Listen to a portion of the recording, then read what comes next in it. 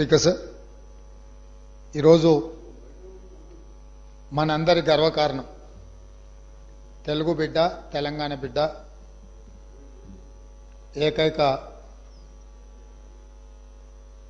మన ప్రాంత బిడ్డ ఈ దేశ ప్రధానమంత్రిగా ఆర్థిక సంస్కరణలు తీసుకొచ్చి దేశం యొక్క అభివృద్ధిని ప్రపంచ దేశాలతో పోటీ పడే విధంగా తీర్చిదిద్దిన కీర్తిశేషులు పాములపర్తి వెంకట నరసింహారావు గారికి భారత ప్రధానమంత్రిగా ఎనలేని సేవలు అందించిన సందర్భంగా భారతరత్న గౌరవ పురస్కారం వారికి దక్కింది.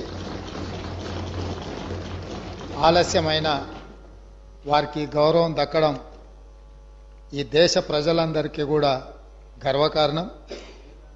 ఈ సందర్భంగా నా తరఫున, ఈ సభ తరఫున, తెలంగాణ ప్రజలందరి తరఫున వారి కుటుంబ సభ్యులకు, అభిమానులకు, అడుగడుగున వారి రాజకీయ ఎదుగుదలకు సహకరించిన కాంగ్రెస్ పార్టీ నాయకులకు, ప్రధానంగా శ్రీమతి సోనియా గాంధీ గారు వారు ప్రధానమంత్రిగా ఎన్నికవడానికి, ప్రభుత్వాన్ని నడిపించడానికి సహకరించి ఆనాడు నిజాంలకు వ్యతిరేకంగా రజాకర్ల దాష్టికం మీద పోరాటం చేసి హైదరాబాద్ రాష్ట్ర విముక్తిలో అత్యంత కీలక పాత్ర పోషించిన కీర్తిశేషులు పివి నరసింహారావు గారికి భారతరత్న వచ్చిన సందర్భంగా ఈ సభంతా కరతాళ ధ్వనులతోటి వారికి, వారి కుటుంబానికి ధన్యవాదాలు చెప్పి వారి కుటుంబాన్ని